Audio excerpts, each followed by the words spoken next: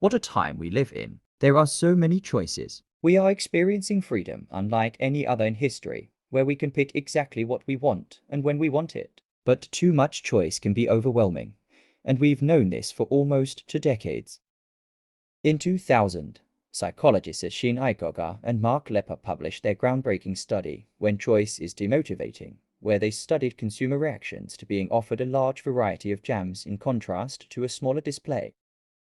While the big selection attracted more interest, consumers ended up buying from the offering of fewer choices. While it might seem counterintuitive, people are better at making decisions when there are fewer options to choose from.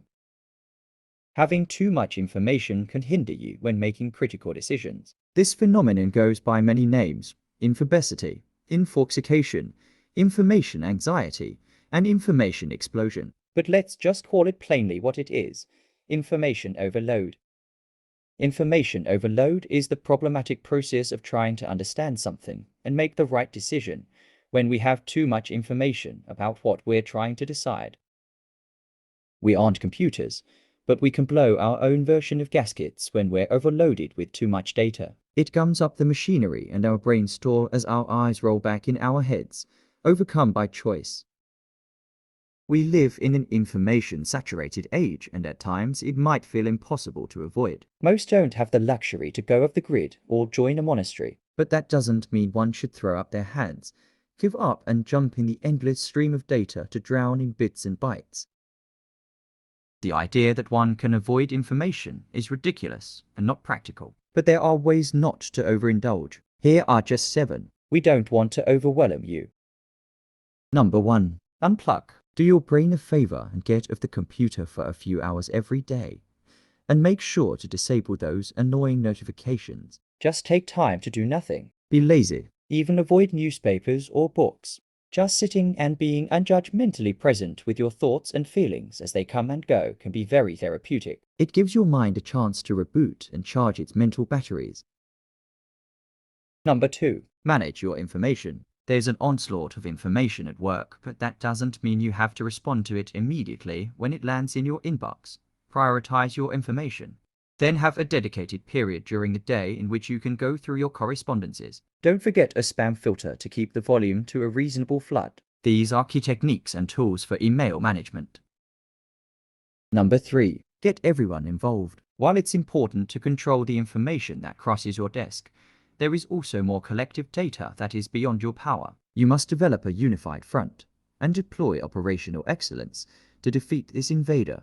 That means creating an information strategy at work. Get buy-in from co-workers, who should be open to any excuse to reduce the exchange of unnecessary information. That could mean keeping paperwork to a minimum, and only when essential, and keeping meetings on point by having a specific agenda.